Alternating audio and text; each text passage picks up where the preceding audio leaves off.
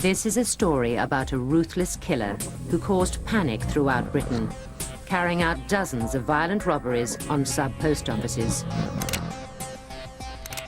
When challenged, he killed without mercy. A man so elusive and deadly, he was nicknamed the Black Panther. Only one crime overshadowed the Panther's terror campaign: the kidnap of a teenage heiress named Lesley Whittle. One man made it his mission to return Lesley to her family alive: Detective Bob Booth. This is the story of his investigation, how it was riddled with blunders, and how it became one of the most controversial in British criminal history.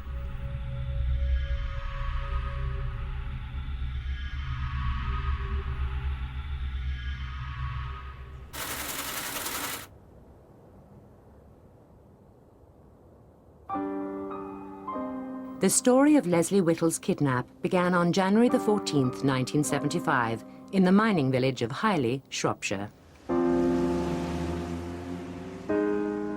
Here, 17-year-old Lesley shared a large detached home with her mother. Detective Bob Booth was quickly on the scene. He'd just been awarded the MBE for solving every one of the 70 murders he'd investigated. His first job was to find out all he could about the missing teenager. The picture I built of Lesley was that she was a friendly, homely sort of girl. Pleasant, nice to be with. She was a girl loved by her mother, loved terribly deeply by her mother. And that showed, because I have never seen a mother so distraught in my life. It was clear that Lesley had been snatched from her bed in the middle of the night. She'd taken none of her clothes except a dressing gown.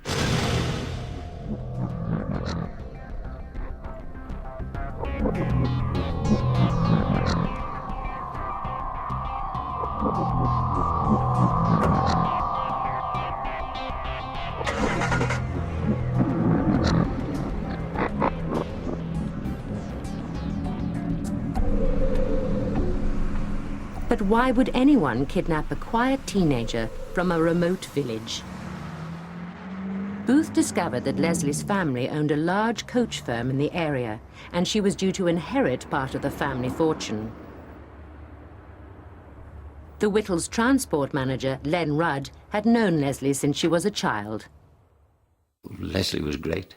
She was fun-loving, no airs and graces. She was just a down-to-earth girl and, you know, just a joy to be around. She was a lovely, beautiful girl. I would have been proud if she'd have been my daughter. That's how much I thought of Lesley.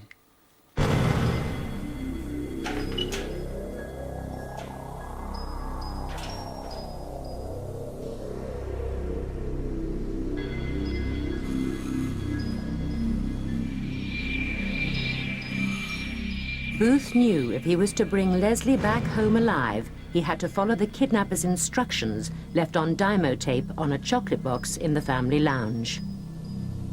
It gave you instructions to be at a telephone kiosk in Kidderminster between 6 o'clock that night and 1 o'clock in the morning, to answer the call only and give your name, and take the £50,000 ransom money, and that most emphatically, no police and no tricks, otherwise death.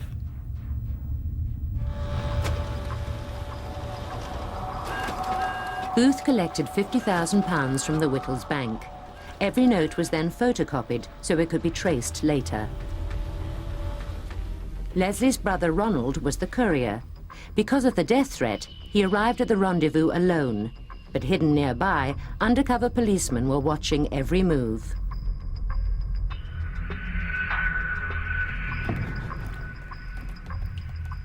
Inspector Eddie Barry was in a building just 50 yards away, waiting to play his secret role in the operation. I had to go down to the telephone exchange in Kidderminster Town Centre to monitor certain calls to 2 telephone kiosks which were in the Swan Centre. And if there was any calls to these particular 2 kiosks, I was to record them on a tape recorder machine. Everything was in place. Now they could only wait for the kidnapper to call.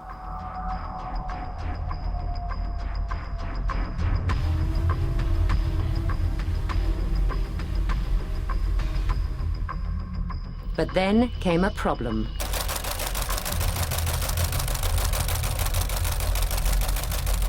Booth had so far managed to keep the kidnap secret from the press, but he'd failed to request a news blackout. Now journalists had found out about the story, and at the worst possible time, they broke it. News is coming in of a kidnapping in the Shropshire village of Highley. It's understood a young girl has been abducted and police have found a ransom demand. It's believed £50,000 is being asked for the safe return of Lesley Whittle, the daughter of a wealthy coach firm proprietor. We'll bring you more details as we get them. I just froze. I thought, well, now the world knows that Lesley Whittle has been kidnapped, and I hope it does not spell the death knell for Lesley. Booth could only hope the kidnapper hadn't heard the news and would continue with his plan. He was lucky. 6 hours into the vigil, the kidnapper made his move.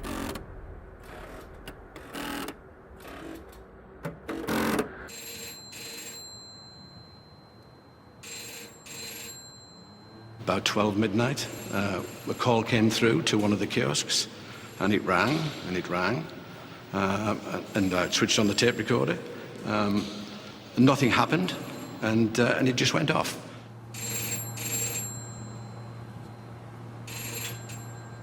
And I spoke to Bob and told him what had happened, that no one had answered the telephone. I expected somebody to be in there, and he was not pleased. It was the second blunder of the night. The officer Booth had left in charge at the telephone kiosks had called off the vigil because of the news leak. When the kidnapper's call came, there was no one to answer it. I just felt gutted. I just felt sick that that should have happened, because it should not. We let her down. I let her down. I'm in charge. It was my fault. Lesley Whittle had been missing for 24 hours, and no one knew where she was, how she was being treated, or whether the police blunders would cost her her life.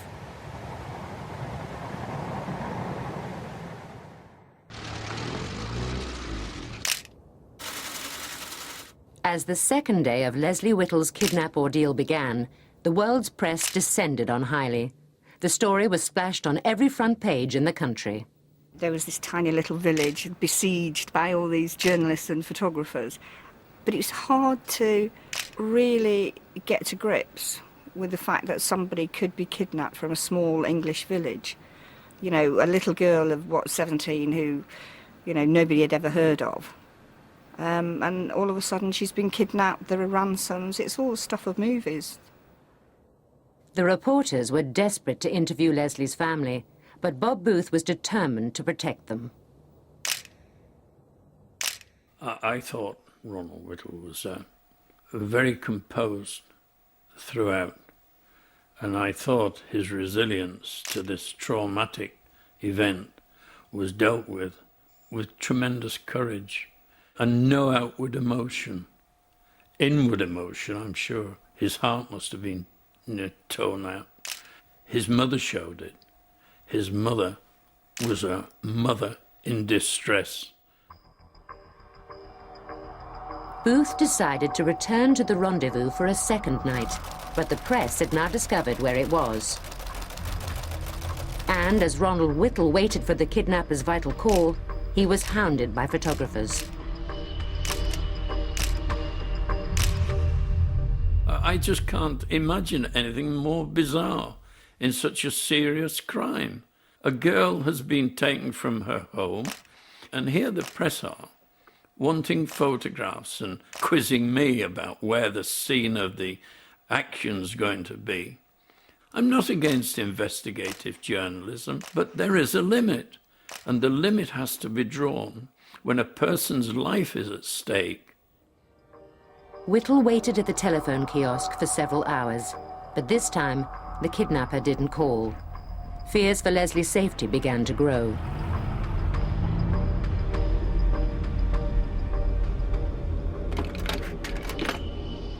What on earth am I thinking is the predicament of Lesley Whittle?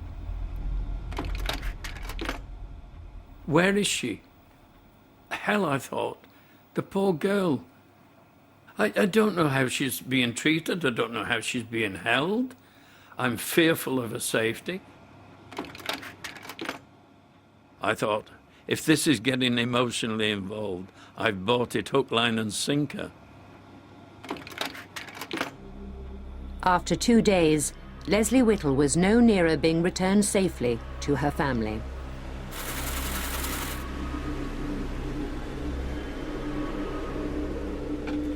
"24 hours later, a dramatic development. A midnight phone call to the Whittles' home, answered by Len Rudd.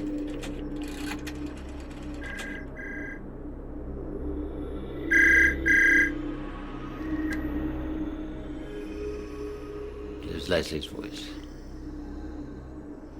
Mom, you get to go to Kids Grove Post Office telephone box. The instructions are inside. I was elated. I thought, you know, yes, we got Lesley back. I'm okay, but there is to be no police and no trips, okay? Len's elation soon disappeared when he realized it was only a recording of Leslie's voice. When I found it was a tape, it just sunk to my shoes. I was just really gutted that night. For police, though, it was the breakthrough they'd been waiting for. Leslie's tape message had given instructions to take the ransom money to a phone box in Kidsgrove, 75 miles away. A Scotland Yard surveillance team joined the hunt. To make it look like Ronald Whittle was acting alone, they fitted him with a radio transmitter, linking him to undercover policemen.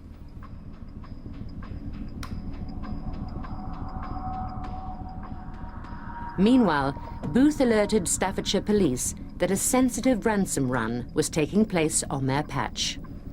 I jokingly said, tell them to stay in bed, because I didn't want any police intrusion, if you like, from Staffordshire to be involved in this very, very delicate and sensitive operation. But all the careful preparations had taken time, and when Ronald Whittle finally got to Kidsgrove, he was more than an hour late.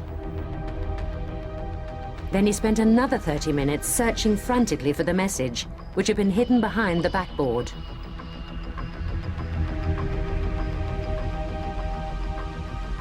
Now he followed the kidnapper's directions to a new rendezvous a mile away, where he was to wait for a flashing light.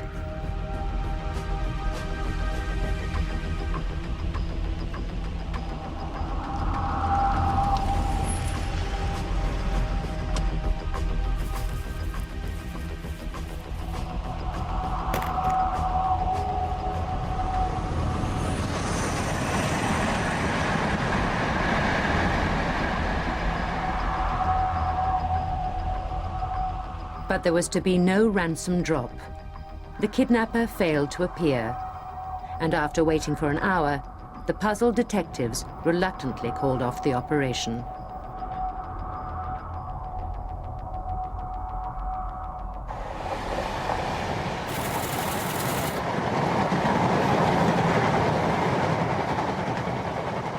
At daybreak, police got a better view of the scene of the aborted ransom drop.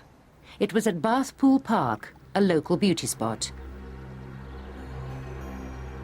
Booth says he wanted to mount a full-scale search, but the Scotland Yard team disagreed. The kidnapper had told Ronald Whittle not to involve the police, and any major search would make it obvious that he had. Scotland Yard said that would put Leslie's life in danger,